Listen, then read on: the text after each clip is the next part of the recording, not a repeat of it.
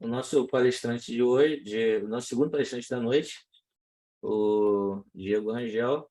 O Diego, ele também é engenheiro de sistemas. Diego é bacharel em ciências navais na Escola Naval, bacharel em engenharia naval na Escola Politécnica da USP, pós-graduado em análise numérica estrutural, utilizando métodos e elementos finitos pelo Instituto IE3S. O Diego também, ele concluiu, né, o mestrado em engenharia de sistemas na Naval Postgraduate School, em 2021. E nessa ocasião, inclusive, ele foi agraciado com o prêmio Naval Sea System Command Award for Excellence in System Engineering. Em 2021, ele obteve a certificação, o ACEP, que a gente está até comentando da nossa live do dia 9, vai falar sobre as certificações do INCOUS.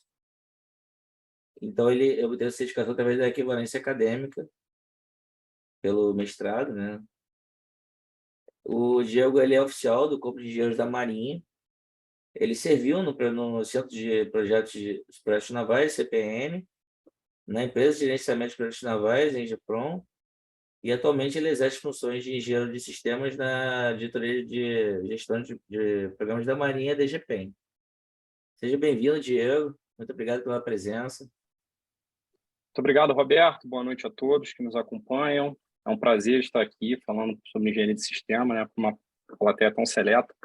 Vou começar aqui compartilhando, então, a minha apresentação.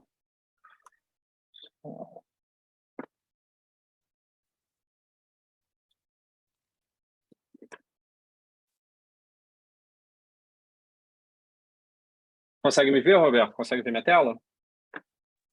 Consigo sim, Diego, perfeitamente. Perfeito. Então, o tema que eu vou abordar hoje é a modelagem de missão, utilizando a abordagem Model-Based Systems Engineering. Então, eu tenho 4 objetivos para essa apresentação. Primeiramente, é apresentar o que é Model-Based Systems Engineering. Muita gente pode até ter uma noção do que é essa abordagem, porém, por não ter contato, não ter tido nenhum contato com uma ferramenta, com uma linguagem, com uma metodologia que utilize, pode ficar um pouco perdido, e isso é importante para o assunto que nós vamos tratar. Depois eu vou apresentar um conceito que é o conceito de engenharia de missão. Foi um conceito também que eu tive contato lá quando eu estava fazendo mestrado. Depois mostrar como eu uso essa abordagem, né, para fazer um modelo de uma missão. E, por fim, mostrar como a integração de modelos facilita as análises do sistema. Então, qual o contexto dessa apresentação? Essa apresentação é uma derivação da tese que eu fiz quando estava no meu mestrado lá na NPS, né, no período de 2019 a 2021. A tese em si tinha por foco construir um modelo executável, utilizando para isso uma ilustração, né, com um pano de fundo, uma missão de engajamento entre 2 satélites, né? O meu orientador foi o professor Dr. Oleg Yakimenko, que é o chefe do Departamento de Engenharia de Sistemas da NPS, e nós, nessa oportunidade, né, começamos a trabalhar juntos e tentávamos realmente integrar duas ferramentas de modelagem. Bom, além disso, além desse contexto acadêmico no qual essa palestra foi desenvolvida, a abordagem Model-Based Systems Engineering ela estava sendo adotada cada vez mais pelas agências do Departamento de Defesa, e por isso chegou essa demanda dentro da NPS desse tipo de estudo. E o mais interessante disso é que sistemas e táticas para esses sistemas deveriam ser modelados utilizando essa abordagem. Então, você vê que transcendia o que nós estamos acostumados a fazer, que é modelar o sistema. Nós estávamos tentando também modelar as táticas associadas a esse sistema. E aí eu vou colocar agora 3 publicações que foram lançadas exatamente nesse período, um pouco antes ali do início do meu mestrado e uma durante o meu mestrado. A primeira delas é um relatório técnico que fala sobre as competências da missão que um engenheiro tem que ter para realizar a missão de engenharia de missão. Isso foi lançado em abril de 2018. 2 meses depois, em junho, foi lançado pelo Departamento de Defesa americano a sua estratégia de engenharia digital. E Em 2020, quando eu já estava, inclusive, trabalhando em cima da minha tese, foi lançado o Guia da Engenharia de Missão do Departamento de Defesa americano. Então, eu vou retornar no motivo de eu ter apresentado agora essas 3 publicações no decorrer da minha apresentação, e vocês vão entender um pouco melhor por que eu quis apresentar essas 3 publicações agora, logo de início. Então, vamos lá. Minha apresentação ela vai ser dividida em 4 etapas. A primeira delas, vou falar de Model Based Systems Engineering, a segunda sobre engenharia de missão, depois falo sobre modelagem da missão e, por fim, da integração de modelos. Tá? Então, vamos começar com MBSE. Então, o que é isso? Bom, trouxe aqui um trecho, né, da visão 2020 do INCOSE, que definiu que a engenharia de sistemas baseada em modelos seria a formalização, né, da aplicação das tarefas do engenheiro de sistemas para escrita de requisitos, projeto, análise, verificação, validação, desde o início, né, desde a concepção, como muito bem trouxe agora a palestra anterior, né, durante todo o ciclo de vida, então desde a concepção até o desfazimento. E uma ferramenta de model-based, um modelo, né, do sistema construído com essa abordagem, ele tenta capturar a estrutura do sistema, comportamentos do sistema, requisitos e parâmetros de interesse. Quais são as principais vantagens de eu utilizar essa abordagem? Primeiro, como eu tenho um modelo único do sistema, isso facilita a minha comunicação, principalmente sabendo, né, que nós trabalhamos, como engenheiros de sistemas, costumamos trabalhar em equipes multidisciplinares.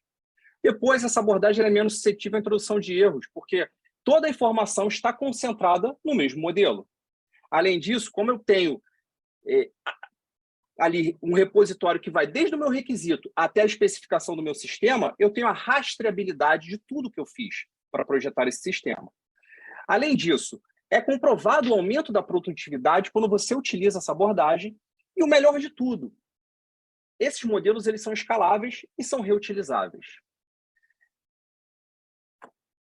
Para entender melhor ainda as vantagens do Model Based, é importante voltar no como que era feito a engenharia de sistemas antes, baseado em documentos. Então, você tinha pilhas e pilhas de documentos de texto, planilhas, diagramas, e o grande problema é que esses entregáveis da engenharia de sistema eles não conversavam entre si. Então, você necessitava da cognição humana para que fizesse tudo sentido, e muitas vezes, depender disso, introduzia uma série de erros. E não só isso, às vezes, não mesmo erro, mas a simples atualização de uma informação em todos esses documentos e diagramas era um trabalho que consumia muitas horas. O que não acontece quando a gente trabalha com a engenharia de sistemas baseada em modelos, né? Você tem todos, né, aqui essa imagem tenta retratar isso, você tem todas as abstrações, elas estão interligadas, a ferramenta que você utiliza, ela te dá esse respaldo, e você consegue traduzir, né, desde então, ter essa rastreabilidade realmente de todas as fases. Quais são os pilares para você aplicar essa abordagem do Model Based Systems Engineering? Bom, primeiro que você precisa de uma metodologia, que é o que vai dizer para a sua equipe o que tem que ser feito em cada uma das etapas, quais são os integráveis, quais são os documentos que têm que ser produzidos. Então, existe uma série de metodologias que são, em geral, associados com a ferramenta que se está utilizando. Então, por exemplo, nosso patrocinador, o Capella, ele é uma ferramenta cuja metodologia é o Arcadia. Isso foi muito bem apresentado na palestra de ontem, da Bruna. Hoje também temos que saber o quê? Tem que ter uma linguagem. É muito importante que a linguagem padronizada, né, mais uma vez voltando na questão, é uma equipe multidisciplinar. Disciplinas diferentes têm a tendência de ter definições diferentes, talvez para a mesma coisa. Ou ainda, uma definição faz com que altere totalmente o sentido do que é numa disciplina para outra. Então, o SysML e o UML são linguagens para a construção desses níveis de abstração do sistema que permitem que todos os que estão participando do sistema entendam o que está ali escrito, porque só tem um único significado, independente de como você traz aquilo para a sua própria disciplina. Então, eu, como engenheiro naval, vou ter uma interpretação daquilo, né? Vou trazer aquilo e vou traduzir aquilo em outros tipos de documento inerentes às entregas de um engenheiro naval. A mesma coisa, um engenheiro elétrico vai pegar essas definições, esse material e fazer a mesma coisa. Um engenheiro mecânico e assim por diante. E, além disso, né, para finalizar essa primeira etapa, vou trazer aqui uma imagem que já até apareceu aqui na nossa conferência, lá no primeiro dia, na palestra do David Long, que é esse Digital Thread, que mostra aqui. E a visão 2035 do INCOSE é categórica em afirmar que o futuro da engenharia de sistemas ele é predominantemente baseado em modelos. Então, isso aqui foi uma introdução para que pudesse nivelar o conhecimento da audiência a respeito dessa abordagem, que vai ser bastante citada ao longo de toda a apresentação. E a gente vai passar por uma segunda etapa, na qual eu quero explicar agora o que se trata esse tal de engenharia de missão. Então, primeiramente, isso é um termo que estava muito em voga, estava sendo muito dito lá enquanto eu fazia o meu mestrado. E aí eu fui pesquisar o que é o engenharia de missão. Eu trouxe aqui, tirei a definição dessa referência, que é o Defense Acquisition Guidebook. A engenharia de missão ela é o planejamento, a análise, a organização e a integração de quê? De capacidades que eu já possuo, correntes ou emergentes que eu estou produzindo, ou que surgem pela interação dos diversos sistemas que possuo, para realizar o quê? Efeitos de uma missão. Bom, aí nesse ponto aqui cabe um questionamento. Na palestra anterior, o Rogério acabou de nos apresentar a análise de missão, que é um dos processos do ciclo de vida. E aí, o que tem a ver processo de análise de missão com a engenharia de missão? Então, vamos falar um pouquinho da análise de missão antes de prosseguirmos. A análise de missão ela é fundamental para eu entender o meu problema ou a oportunidade que o meu sistema vai me propiciar aproveitar. Ela analisa e define o espaço de solução, ela determina soluções e potencial, né? Então, a partir dessa análise que é feita do espaço de soluções, e ela inicia o ciclo de vida da possível solução. Isso aqui eu tirei do CBOK. Então, a análise de missão, ela me tira de uma situação atual e me leva para uma situação desejada, na qual eu estou diminuindo, né, ou eliminando um problema que eu tenho, ou estou tirando vantagem de uma oportunidade. Beleza. Então, como é que eu relaciono a análise de missão, esse processo do ciclo de vida, com a engenharia de missão? A análise de missão, ela aparece como uma das atividades da engenharia de missão. A engenharia de missão, na verdade, ele engloba mais coisas.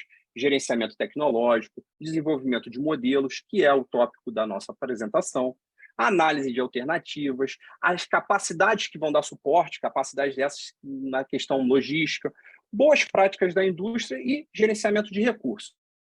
Isso aqui eu tirei também de uma fonte, que é aquela primeira fonte que eu falei lá, que é o relatório técnico que falava sobre as competências da engenharia de missão.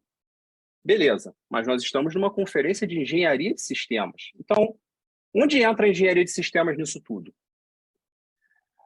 Essa mesma publicação que eu acabo de citar, né, que foi feita pelo Systems Engineering Research Center, em abril de 2018, ela fez essa pergunta para diversos profissionais que trabalhavam, que se denominavam engenheiros de missão. Então, perguntou para todos eles qual seria uma definição através de uma entrevista. Eles têm toda a metodologia nesse relatório técnico, é muito interessante, muito legal de ler. É uma fonte aberta para aqueles que se interessarem um pouco mais sobre o assunto.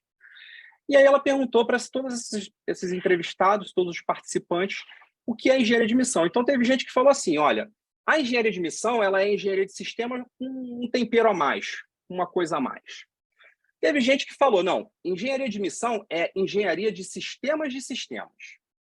Alguns falaram que a engenharia de missão não tem diferença nenhuma da engenharia de sistemas, são absolutamente a mesma coisa, e houve quem dissesse que a engenharia de missão é totalmente diferente da engenharia de sistema.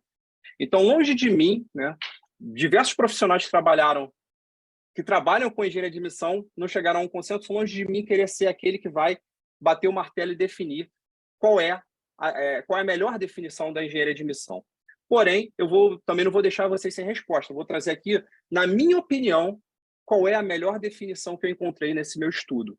Então, a engenharia de missão, ela combina a estrutura da engenharia de sistemas com insights táticos e operacionais de planejamento. E essa definição, né, foi dada pelo Dr. James Moreland num artigo que ele publicou numa revista americana em 2015. E por que eu acho essa definição tão legal e tão simbólica para nós que somos engenheiros de sistemas? Porque nesse mesmo artigo, ele apresenta essa figura aqui, que é o nosso famoso modelo V. Só que ele fez o quê? Ele aumentou o V, né? ele colocou uma camada de abstração a mais no V, na qual a gente consegue desenvolver. Ele acrescenta o quê? O desenvolvimento de capacidades, visando a integração e a interoperabilidade. E a partir daí, eu consigo fazer a definição de onde que eu vou fazer meus investimentos, em função da capacidade que eu quero adquirir. Então, vocês vejam como ele conseguiu integrar, né, dentro do modelo V, tudo isso que foi discutido até aqui. Eu acho, então, por isso que, na minha opinião, né, e é só uma opinião, essa seria a melhor definição e essa figura aqui é a mais emblemática para quando a gente vai falar de engenharia de missão e relacionar com engenharia de sistemas. Beleza, então, tendo em vista que eles fizeram aquele relatório, viram que as pessoas, cada um entende uma coisa, você pergunta para 100 pessoas qual é a definição, você tem 110 definições diferentes, como é que a gente vai nivelar o conhecimento para que a gente possa, né, acabar com esses problemas de comunicação? Aí foi lançado em 2020 essa outra referência que eu trouxe lá no início, que é o Mission Engineering Guide. Então, qual era o objetivo dessa publicação aqui, né? Nas palavras da doutora Sandy Magnus, era necessário um melhor entendimento, né? Isso foi verificado. A indústria, quando conversava com a comunidade de aquisições, não existiam diversos problemas e havia também gerados por essa falta, né, de especificar definições. E o objetivo era padronizar tanto as práticas da engenharia de missão, como adicionar o quê? Mais rigor técnico e de engenharia. Porque muitas das coisas que eram feitas de maneira empírica, baseado no conhecimento e na vivência de cada um dos que estavam exercendo a função. Então, o guia ele é destinado a todas as partes interessadas que trabalham com aquisições.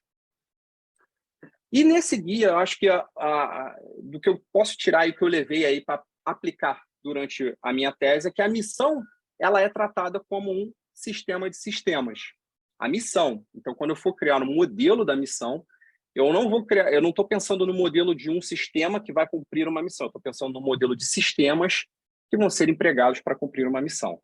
E aí, quando eu começo a pensar nisso, né, quando eu levo o meu conceito operacional do que eu tenho que fazer, a interação entre aeronaves, navios de superfície, inimigos, sistemas de comunicação, eu também tenho que pensar no quais são os sistemas habilitadores. O que são esses sistemas habilitadores? São a infraestrutura que eu preciso ter para manter o aprestamento desses meus meios. Além disso, eu tenho que levar em consideração os programas de aquisição que eu já tenho dentro da minha organização. Existem, né, principalmente para sistemas complexos, os programas de aquisição são muito longos. Então, eu nunca posso perder de vista o que já está sendo adquirido quando for fazer uma nova aquisição, porque eles vão operar de forma conjunta para cumprimento de missões. Isso é uma mudança muito grande de paradigma, porque nós sempre fomos acostumados ao quê? A comparar coisas, né? Vamos ver, esse é melhor do que aquele, esse modelo é melhor do que aquele, comparar características, quase como um super trunfo, né, de meios. E a gente muda esse paradigma para o quê? Para verificar as interações, as correlações que existem entre todos eles para o cumprimento de um objetivo em comum.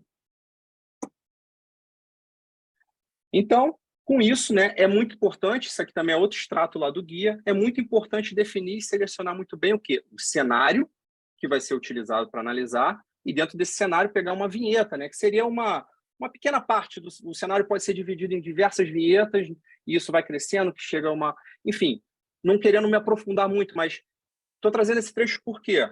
Porque isso caminha direto para um modelo de missão, que esse, sim, é o assunto, né, principal da apresentação de hoje. Então, por que é importante eu ter um modelo de missão, baseado em tudo que nós já conversamos? A inexistência de um modelo de missão que acompanha todas as fases do ciclo de vida de um sistema é uma deficiência recorrente no desenvolvimento de sistemas complexos. Certos sistemas, como sistemas espaciais e de defesa, principalmente, eles são muito difíceis de serem testados em situações realistas. E há ainda aqueles sistemas que são construídos de forma totalmente dissuasiva, que você sequer quer que tenha uma situação real para ser testado, ou que, numa situação real, não podem falhar, pois senão ocorreria uma falha catastrófica. E um bom modelo de missão, ele me permite testar não só as operações correntes, mas também variações delas, táticas e diferentes, e até mesmo coisas inéditas que nunca foram feitas. Então, por isso que muitas vezes, né, as organizações mais interessadas em discutir esse tópico são a NASA e o Departamento de Defesa americano, exatamente por passarem por esse tipo de dificuldade. Então, vou trazer aqui como um exemplo, para deixar a coisa um pouco mais palpável, o que acontece hoje, né, com o tal do Space Warfare, que seria o ambiente de guerra espacial. Então, você tem o ambiente espacial por si, ele já é complexo, né? Então, você fazer qualquer tipo de operação, de atividade com um satélite, com uma espaçonave, envolve uma série de riscos, uma problemática absurda. E, além disso, né, existe isso aqui, dados de fontes abertas, existe uma série de iniciativas das potências espaciais da utilização desse ambiente para conflitos. Dentro dessa gama de possibilidades, foi escolhido como ilustração o engajamento coorbital. O que é o engajamento coorbital? É quando um satélite ou uma espaçonave, né, ela se aproxima, faz manobras de aproximação com o objetivo de sabotagem, de missões de contra-inteligência, de missões de interceptação de comunicações, enfim.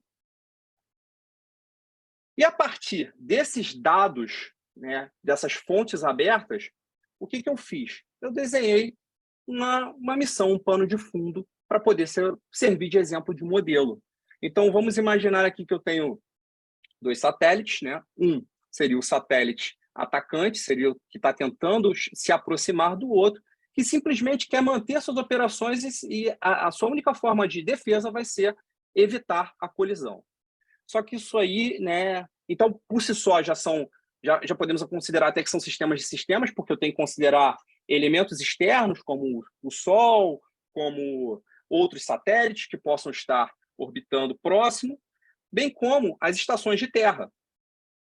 E, obviamente, né, não posso esquecer também da influência da gravidade da Terra. Então, tudo isso, um exemplo simples, né, que eu tentei trazer aqui para ilustrar, ele já envolve uma série de relações entre os elementos que fazem parte. E aí aqui, né, como premissa, foi adotado que um satélite sabe da existência do outro, consegue medir a distância que está um do outro e escolhe qual é a melhor maneira de se evadir. Obviamente que essa maneira de se evadir ela vai depender também de um recurso muito escasso para o satélite, que é o combustível. Então, eu vou tentar evadir na minha defesa, porém, eu não quero que consuma muito combustível, porque senão isso possa até estar reduzindo o tempo de vida útil do meu satélite. Bom, já que eu fiz essa introdução desse exemplo, agora eu vou falar apresentar um pouco sobre a modelagem desse tipo de missão, né? Que foi como foi a metodologia, como foram as ferramentas e a linguagem que eu utilizei para fazer essa modelagem. Então, lá daqueles pilares que eu apresentei anteriormente, para a minha tese, eu utilizei como metodologia a metodologia apresentada nesse guia de engenharia de missão. A ferramenta que a faculdade me disponibilizava era o Camel Systems Modeler. E, como linguagem, eu utilizei o SysML. Utilizando, né, daquela premissa de que a missão vai ser modelada como um sistema de sistemas, eu recorri qual era o conceito operacional, que foi essa historinha, né, que eu acabei de contar para os senhores, e pensei numa arquitetura desse sistema de sistemas. E essas coisas tinham que se conversar. Então, eu vou falar um pouco agora dos 3 pilares, especificamente dentro do meu exemplo. Qual foi a metodologia? Eu tinha um problema, identifiquei qual era a capacidade que eu queria, então eu queria ter uma capacidade de me evadir a partir da detecção de um movimento hostil. Eu defini qual era o cenário, então eu só teria um satélite atacando o meu satélite, que eu estava tentando proteger. Eu estabeleci também algumas métricas, como o consumo de combustível, a menor distância de aproximação entre eles, relativa. E aí, a partir para a modelagem, tanto descritiva, né? Na verdade, partir para a modelagem descritiva e me utilizei de uma modelagem física para fazer o quê? A verificação ali de alguns desses parâmetros e entender como que teria que ser a arquitetura do meu sistema para cumprir essa missão. E a partir daí eu posso desenhar algumas conclusões. Na linguagem do SysML, né? Então, para aqueles também que não conhecem, o SysML, ele me apresenta um conjunto de 9 diagramas para que eu represente diversas perspectivas do meu sistema. Então, eu escolhi aqui em vermelho para a modelagem da missão. Não é obrigatório o uso de todos, né? Cabe a quem está modelando decidir como vai fazer isso. Então, eu escolhi aqui utilizar um diagrama de atividade, um diagrama de requisitos, alguns diagramas de definição de bloco e um diagrama paramétrico. E aí, com isso, eu modelava a minha missão. E eu também utilizei alguns outros diagramas para o suporte à integração e interface com o usuário. E eu daqui a pouco vou explicar um pouco mais por que eu fiz isso. Mas vamos agora falar da ferramenta. O objetivo principal era criar um modelo executável, como eu citei anteriormente. Então, eu tinha o meu modelo descritivo, que é esse modelo de mais alto nível de abstração que nós, engenheiros de sistemas, construímos. E eu tinha também um modelo físico, que representava exatamente essa missão que eu enunciei para os senhores, entre o engajamento de um satélite com o outro. E eu queria, né, o objetivo era esse, eu juntar os dois num modelo executável, que representasse a minha missão. E esse modelo executável viria a ser uma ferramenta para auxiliar no planejamento, desenvolvimento de táticas, estudos. E eu vou falar agora do modelo descritivo. Então, como eu falei, eu comecei, primeiramente, num diagrama de atividades, eu desenhei como seria a cinemática da missão, qual seria o passo a passo, cada uma das tarefas. Então, o meu satélite ele começa detectando que tem uma atividade não usual, um satélite que não deveria estar àquela proximidade dele. Ele começa a analisar essa detecção, ele verifica se... Ele faz um julgamento se aquilo é hostil ou não. Se ele considera hostil, ele escolhe uma das táticas embutidas para se evadir e executa essas manobras. Ele pode reportar isso para essa detecção. Se não for nada, ele só reporta. Se ele tiver que se evadir, ele aciona. Enfim, ele tem uma série aqui de tarefas, né, que são quebradas e estão alocadas a cada um dos sistemas embarcados nesse satélite. Depois, eu quis capturar em um diagrama todos os elementos que estavam participando daquela missão. Então, eu peguei aquela minha vinheta, que representava esse cenário maior de um engajamento coorbital, né? Tirei ela, botei constantes, botei os sistemas que fazem parte, né? Dentro do... E aqui eu estou só apresentando os subsistemas que são de interesse da minha missão. Vou estabelecer algumas métricas de performance, de efetividade. Além disso, eu também expandi um pouco mais, né? Desci um nível, então eu tenho a missão como meu sistema de sistemas, eu modelei também um nível abaixo, que seriam os sistemas que fazem parte dela, nesse caso o sistema atacante e o outro sistema que tenta se defender. E, obviamente, disso tudo comecei a derivar requisitos. E aí, para a coisa se manter simples e controlável, até porque isso era uma prova de conceito, eu coloquei apenas 2 requisitos que estavam relacionados com a operação. Um era uma distância mínima da qual eu não podia deixar que o satélite se aproximasse. E o outro era o quanto que eu gostaria de economizar de combustível. Então, eu não queria que excedesse aquele gasto de combustível para fazer esse tipo de manobra defensiva.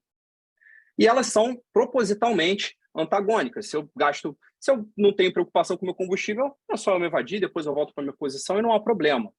Mas como isso torna as coisas um pouco mais interessantes. E, além disso, eu construí um diagrama de parâmetros, né, para que ele fizesse a checagem de que se a minha missão estava sendo concluída com sucesso a partir desses requisitos. Então, desse tipo de diagrama, né, o Parametric Diagram, eu consigo embutir modelos matemáticos simples. Então, como a mínima distância tem que ser maior que 7 quilômetros, a consumo de combustível tem que ser menor que 10 metros por segundo, enfim. E aí, aplicava aqui uma lógica e ele verificava para mim se a minha missão tinha sido bem sucedida ou não. Bom, então eu já falei sobre o modelo descritivo, vou falar agora um pouquinho sobre o modelo físico.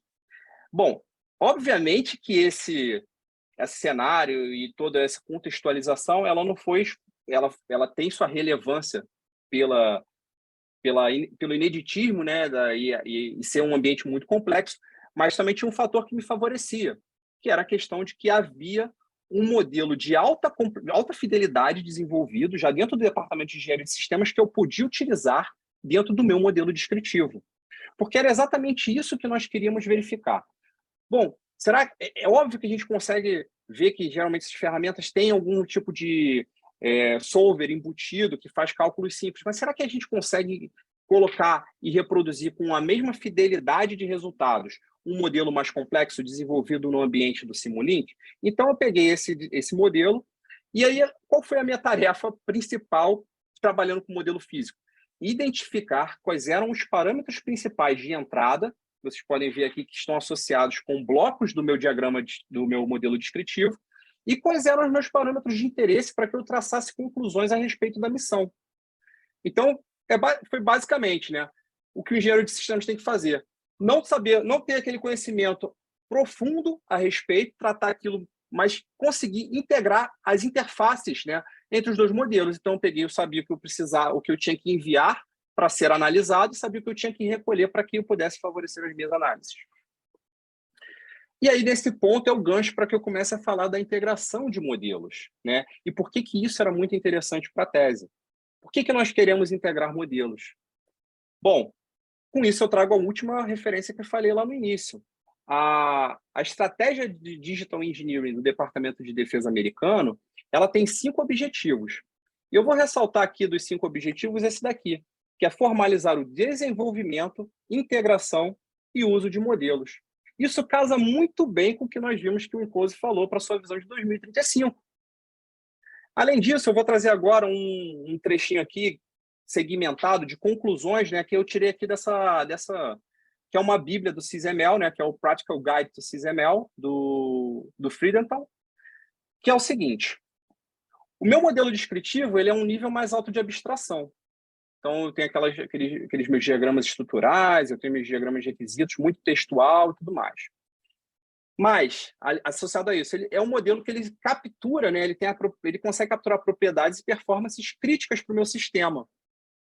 E, além disso, eu sei que existem outras ferramentas de outras disciplinas, né? Como no caso agora o MATLAB, que propiciou fazer um modelo que mexia com mecânica orbital, que são melhores. Então, como é que eu vou fazer? O que eu quero? Eu quero unir isso e tornar a minha ferramenta mais poderosa.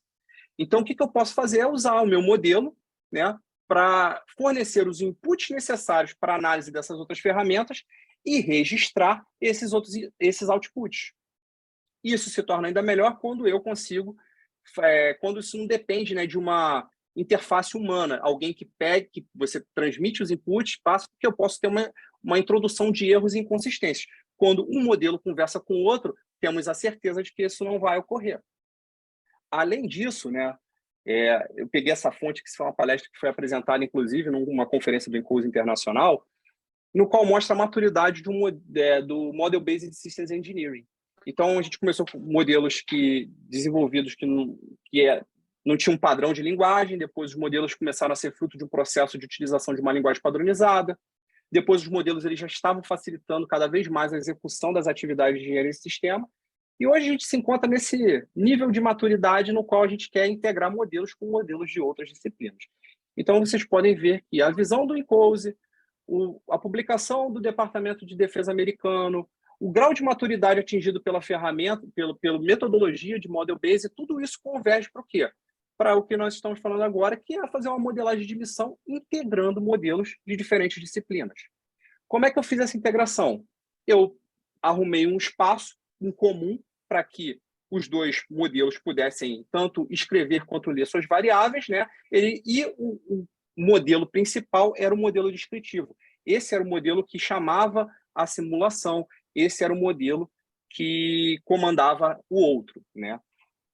E aí, nesse ponto, é que eu faço uso daqueles diagramas que eu falei lá no início, que eu falei, olha, aqui no SysML eu utilizei esses para construir um modelo descritivo e eu utilizei alguns outros diagramas que eram para dar suporte à minha integração. Um deles é o Instance Table, que na verdade, é uma tabela na qual eu pego todos os attributos e seto diversos cenários. Sim. Eu acho que tem alguém com o microfone aberto, pedi só, se possível, para fechar. E aí, outro diagrama que foi utilizado aqui foram os diagramas para criar uma interface com o usuário. E aqui tinha um porém muito importante.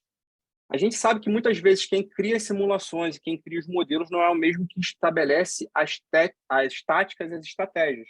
Então, eu tinha que ter uma interface com o usuário fácil, inteligível, para que esses avaliadores de missão sentassem ali e conseguissem pilotar, né, como uma grande calculadora que eu colocava os inputs que eu queria, me dava os resultados necessários e eles conseguissem decidir qual era o que seriam os melhores parâmetros técnicos para serem implementados no sistema. para conseguir construir essa interface, foi necessário um diagrama de state machine.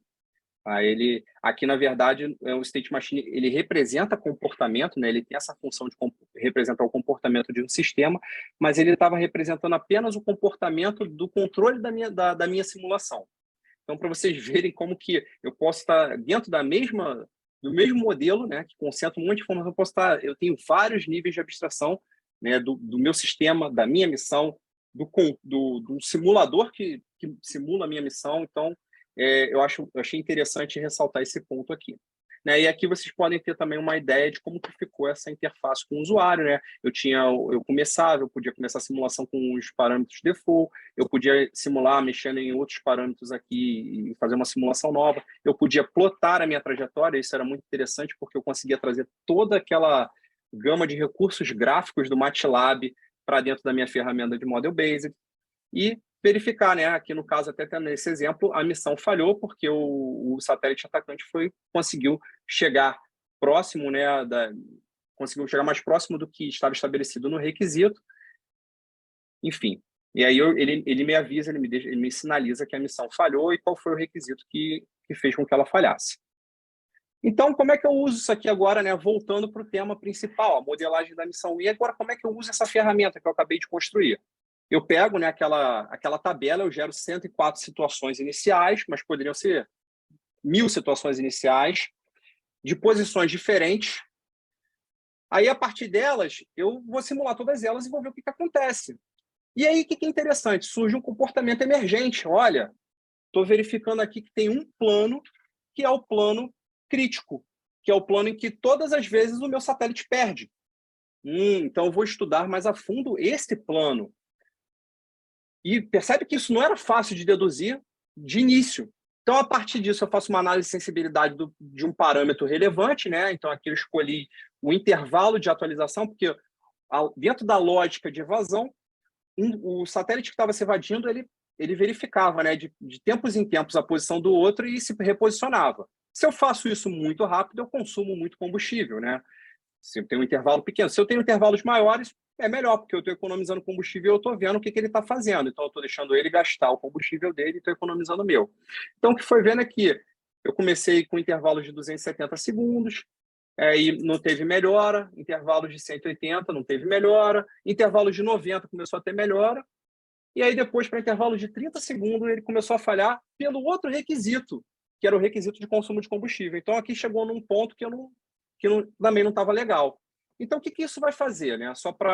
Isso aqui é só uma ilustração e, assim, todos os valores são meramente ilustrativos. Não tem nada aqui que realmente seja fidedigno com o que possa acontecer. Apesar do modelo ser de alta fidelidade, não teve preocupação nesse sentido.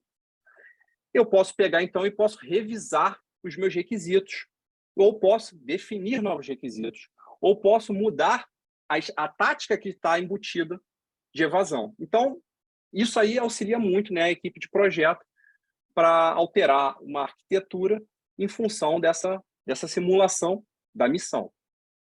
Então, vamos caminhando aqui agora para as conclusões. As contribuições da TEV foram uma definição de aspectos técnicos relevantes, né, e boas práticas envolvidas na integração das duas ferramentas, bem como quais foram as limitações encontradas. Além disso, né, e mais importante, porque isso é aquilo que é agnóstico a qualquer ferramenta que você vai utilizar, tem uma metodologia para o emprego do Model Based no desenvolvimento de modelos executáveis de uma missão. Além disso, também apresentou-se um exemplo, né, e muitas vezes o que a gente sente falta, a gente vê, de um exemplo palpável, de alguma coisa inteligível para que a gente possa trazer para a nossa realidade, no sistema que a gente está trabalhando. Então, eu tenho um modelo aqui, até porque a metodologia apresentada ela pode ser utilizada em qualquer tipo de sistema. Bom, eu espero ter conseguido, né, atingir os objetivos. Quero apresentar o que é Model Based Systems Engineering, apresentar esse conceito novo que está surgindo de engenharia de missão. Vocês podem ver que todas as publicações, todas as referências, elas são muito recentes. Mostrar o uso dessa abordagem para modelagem de missão e mostrar como a integração facilita a análise de sistemas envolvidos no cumprimento de uma missão. E aí eu deixo as ideias principais da apresentação. Então, Model Based Systems Engineering está se tornando uma abordagem padrão para a execução das atividades de engenharia de sistemas. A integração das ferramentas de Model-Based Systems Engineering com as ferramentas utilizadas por outras disciplinas para gerar modelos executáveis é o próximo passo dessa abordagem.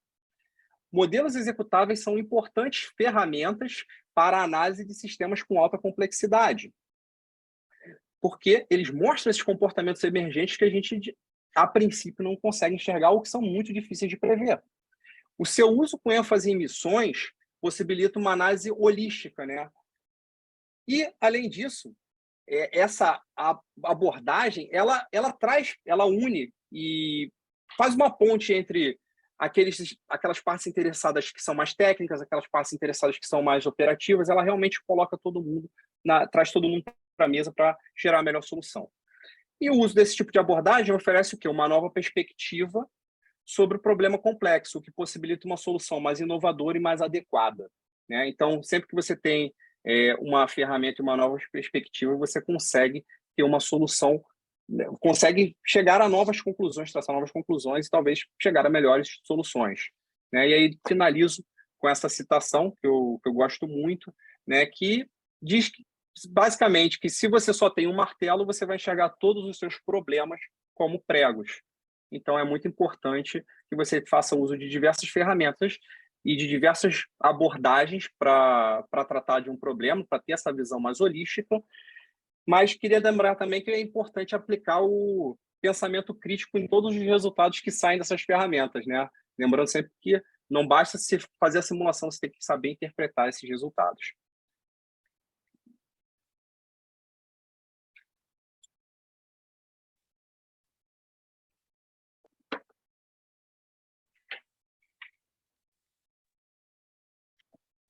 Obrigado, Diego. Obrigado pela apresentação, excelente. Excelente apresentação.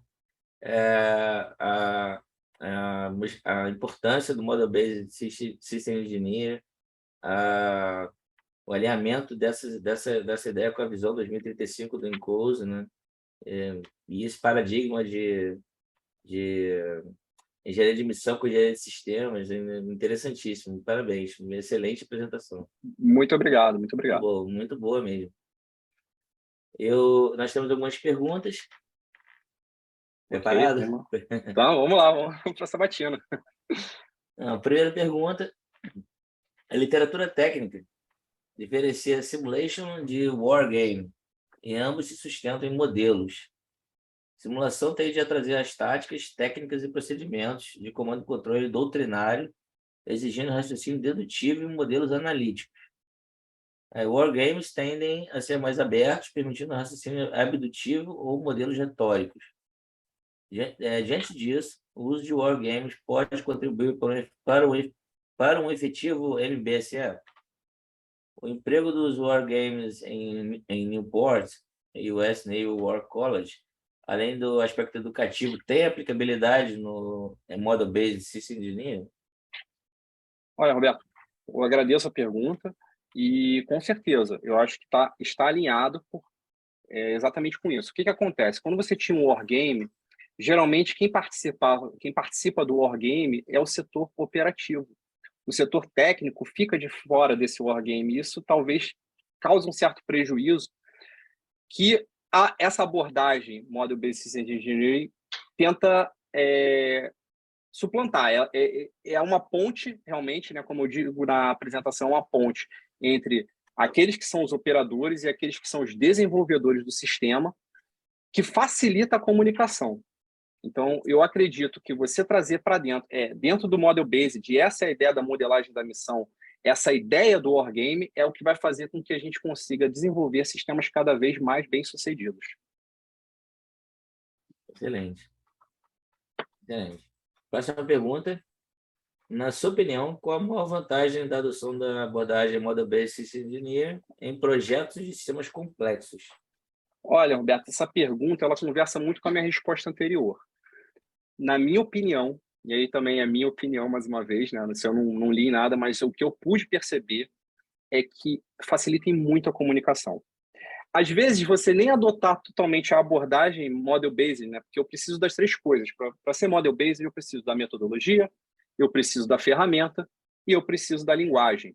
Algumas vezes eu posso nem ter a ferramenta, mas só de eu utilizar a linguagem e uma metodologia, isso já facilita muito a comunicação entre as diversas partes interessadas. E todo sistema complexo ele tem muitas partes interessadas. Então, eu acredito que essa seja a maior vantagem. Certo. Obrigado pela resposta. Próxima pergunta. A sua apresentação, ela foca, né, basicamente, principalmente, né, em dois setores industriais já conhecidos por uma ampla adoção de práticas relacionadas à engenharia de sistemas, que é a espacial e a indústria de defesa. Você enxerga esses conceitos de engenharia de missão sendo usados em outros setores industriais? Roberto, o que acontece? Podemos perceber que ao longo de toda a apresentação, todas as referências, todas as citações, elas datam ali, acho que a mais antiga é de 2015. Então, quando a gente para pensar em engenharia, onde que começam a surgir as inovações em se fazer engenharia? Surgem nos setores aeroespacial e setores de defesa. Então, eu acredito que, mesmo assim, a gente já vê uma maturação grande, né, no processo de Model-Based. Até porque só entende a importância de se ter Model-Based Systems Engineering quem faz a engenharia de sistemas baseada em documento. E vê como aquilo como é um processo infernal, você ter uma atualização, documentos que não conversam entre si. Então, eu acredito sim que, a partir do momento que essa abordagem, ela, com o passar dos anos, ela vai começar a se difundir, ela vai começar a se tornar cada vez mais conhecida, e aí até a iniciativa do Capella, que é uma ferramenta open source, facilita muito isso, porque ela democratiza o acesso a essa abordagem, ela com certeza vai fazer com que isso chegue em outros setores industriais, porque no final das contas o que a gente quer fazer é boa engenharia e aumentar a produtividade, e é exatamente isso que a ferramenta serve. Exatamente, concordo plenamente. Eu tive a oportunidade de começar a trabalhar com ainda nessa era do papel, né? E realmente é infernal mesmo. Temos agora uma próxima pergunta. Me lembrou muito o conceito de gêmeos digitais. Tem alguma relação? Engenharia de missão e gêmeos digitais? Tem. Na verdade, esses conceitos, eles às vezes se confundem, né? Muitos conceitos, né? Tem o Model-Based System Engineering, tem o Model-Based Engineering, e aí o gêmeo digital ele entra no Model-Based Engineering, né? Que já é o uso de modelos e a aplicação de modelos em outras disciplinas. O Model-Based System Engineering é muito voltado para o quê?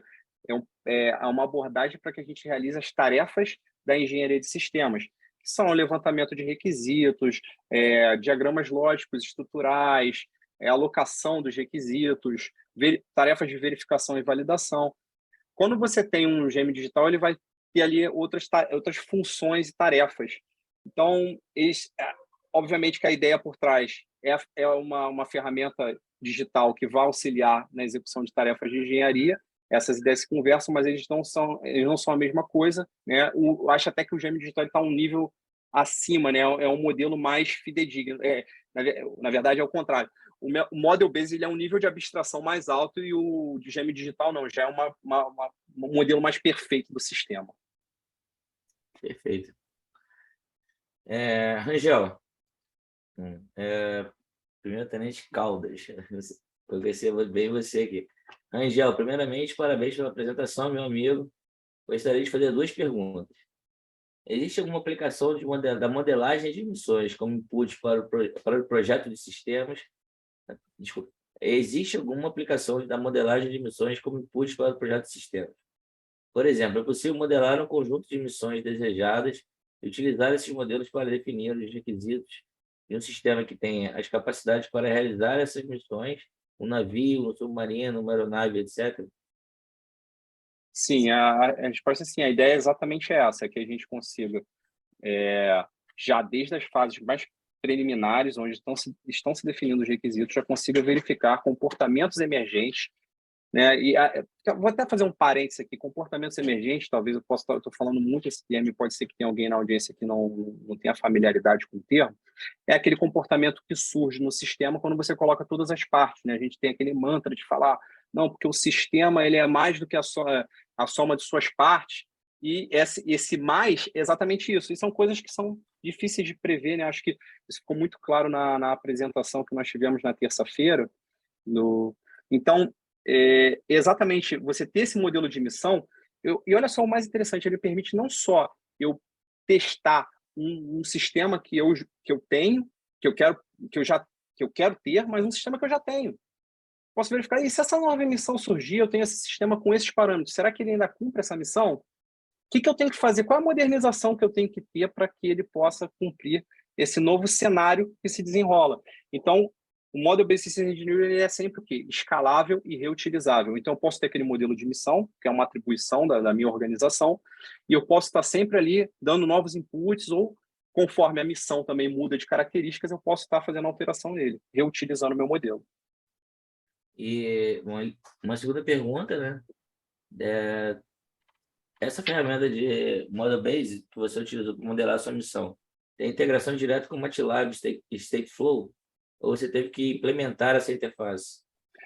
Muito obrigado por essa pergunta. Eu não entrei muito nisso durante a apresentação, porque esse é um aspecto muito técnico da tese, mas ele tem uma integração nativa. O problema é que essa integração nativa ela não está tão elaborada quanto o que nós desejávamos para o tipo de modelo que nós queríamos chamar de dentro do modelo descritivo. Então, eu tive que fazer diversas gambiarras, né, para que as coisas pudessem conversar, que as interfaces... E aí eu acabei pulando um pouco isso também. Eu tive que não só usar o SysML, mas eu tive que usar também muita programação de UML, porque muitas das coisas que eu precisava para escrever variáveis para o MATLAB e receber variáveis do MATLAB, foi necessário fazer o uso da linguagem do UML, que é uma linguagem, né, que muitos desenvolvedores de software já estão acostumados. Principalmente porque, olha que interessante, o MATLAB, né, a maior característica é o Matrix Lab, então a maior característica dele é você ter as variáveis descritas como matrizes, como vetores. E eu não tenho isso implementado na minha ferramenta de Model Based. Então, eu tive que fazer diversas adaptações para que eu conseguisse realmente ter uma interface de comunicação para que eu mandasse os inputs e recebesse os outputs que eu queria. Outro detalhe interessante, eu fiz o uso de um modelo físico que já tinha sido desenvolvido, né, no Departamento de Engenharia de Sistemas lá da NPS, que era fruto de uma tese de um aluno que tinha se formado uns 2 anos antes de eu entrar no mestrado. Eu nunca conversei com ele. Eu nunca tive acesso a ele. E mesmo assim eu consegui, né, olhando as linhas de código e vendo o que eu queria extrair daquele modelo dele, eu consegui. Então isso foi legal também, porque foi uma prova de conceito de que, ao implementar essa abordagem numa organização, até mesmo os modelos que eu já tenho desenvolvidos, eles servem ainda. Eu não tenho que reinventar a roda em nada. Eu posso simplesmente integrar tudo. Muito bem colocado. Muito bem colocado mesmo. Boa noite, Diego. Como a missão modelada, segundo a abordagem Model Based System Engineering, poderia ser validada pelas partes interessadas, visto que o SysML ainda é uma linguagem que ainda está sendo disseminada? Obrigado, Bruno. Agradeço a sua pergunta. Mas, bom, para que isso a gente utilize, né? Existe até uma coisa, né? Os diagramas de SysML, você nunca pode deduzir por um diagrama que está faltando alguma coisa no sistema ou que ela simplesmente não foi representada. Isso pode parecer uma desvantagem do uso do SysML, mas não. Sempre que você vai, mesmo que a linguagem não seja difundida, ela é uma linguagem gráfica. Então, quando você apresenta um diagrama para as partes interessadas, aquilo tem uma lógica, e mesmo que não haja os questionamentos feitos por ela, né, caso ali aquele representante não conheça a linguagem, eles vão fazer com que você explique, não, olha, isso que você está me perguntando está representado de tal forma, ou está representado em outro diagrama. É muito comum, por exemplo, você vai apresentar um diagrama estrutural de um sistema. Aí vamos colocar aqui um sistema que seja um navio, né, já que vou puxar um pouco a sardinha, já que eu sou engenheiro naval. Eu tenho aqui o meu navio, eu divido ele simplesmente em propulsão, sensores e sistema de armas. Ok, isso quer dizer que eu não tenho sistemas auxiliares? Não, eu tenho, só não está representado no diagrama. Então, muitas vezes, eu acho que quando você usa o SysML, por ele ser gráfico, ele já facilita muito a comunicação. E tendo sempre em mente isso, né, que existem representações diferentes para diferentes perspectivas, é sempre estar dando esse tipo de explicação. E aí, com isso, você consegue validar se as ideias que foram, as necessidades que foram trazidas pelos seus stakeholders, se elas estão bem representadas, se você conseguiu, né, realmente entender o que eles precisam. Ok, perfeito. E agora a última pergunta da noite. Boa noite, Diego. Para o aluno de engenharia que está iniciando, você poderia passar dicas de Model-Based System Engineering? Posso, Obrigado. claro. Posso, claro. Então, tem aqueles 3 pilares que nós começamos, que eu apresentei, né, durante a palestra. Então, eu acho que o primeiro deles, para o iniciante, vou falar como eu aprendi, né? Então, acho que eu também não sabia nada. Eu entrei no mestrado e não sabia nada de Model-Based Systems Engineering. Eu aprendi tudo durante o mestrado. Então, primeiro eu comecei aprendendo a linguagem. E eu ficava lendo sobre o SysML e às vezes aquilo ali, né, não ganhava atração, porque não tinham exemplos, às vezes ficava muito num nível de abstração muito alto. Aí você entende que você tem que ir para metodologia, porque a metodologia vai dizer quais são os diagramas que você tem que fazer. Então, acho que o melhor caminho é começar pela linguagem, passando depois para a metodologia. E aí sim, depois que você entende a linguagem e tem uma metodologia, aí você busca qual é a ferramenta.